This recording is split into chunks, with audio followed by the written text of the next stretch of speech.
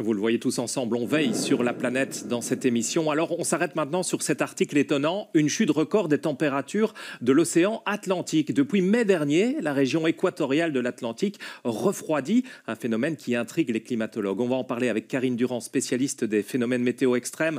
En quelques mots simples, Karine, pouvez-vous nous expliquer ce phénomène appelé la Niña atlantique ? Eh bien, en fait, c'est un phénomène qui est très similaire à celui qui se déroule dans l'océan Pacifique. On connaît tous plus ou moins le phénomène El Niño et La Niña de l'océan Pacifique. C'est lorsqu'il y a soit un réchauffement des eaux, El Niño, soit un refroidissement par rapport à la moyenne. La Niña, c'est cyclique, ça a un impact sur l'atmosphère et donc sur la météo d'une partie du monde.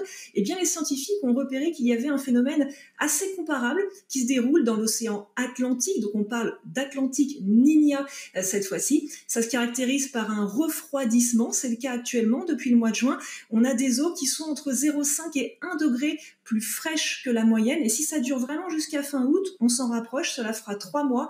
On pourra officiellement parler d'un Atlantique Niña. Et comme le phénomène de l'océan Pacifique, eh bien, ça a des implications sur la météo notamment de l'Afrique, du Sahel avec les précipitations, celles de l'Amérique du Sud, ou encore sur la formation des cyclones. Alors on en convient pour vous à la maison, alors qu'on vous parle sans cesse du réchauffement climatique, de canicule marine, c'est à n'y rien comprendre, Karine, ça ne remet pas en question le réchauffement global. Ah non, pas du tout. En fait, cet Atlantique Niña, il se produit dans une toute petite zone de l'océan Atlantique et la majeure partie de l'océan Atlantique est toujours en surchauffe record. Par exemple, ces derniers jours, on a encore relevé 25 degrés de moyenne en ce qui concerne la température à la surface de l'océan Atlantique. 25 degrés, c'est un seuil catastrophique. Il faut savoir que dans les années 80, cette température, elle se situe autour de 23 voire 24 degrés. Donc là, on est bien au-dessus et ça continue à monter d'année en année. Merci beaucoup Karine de toujours vulgariser ces grands phénomènes climatiques pour nous. À bientôt.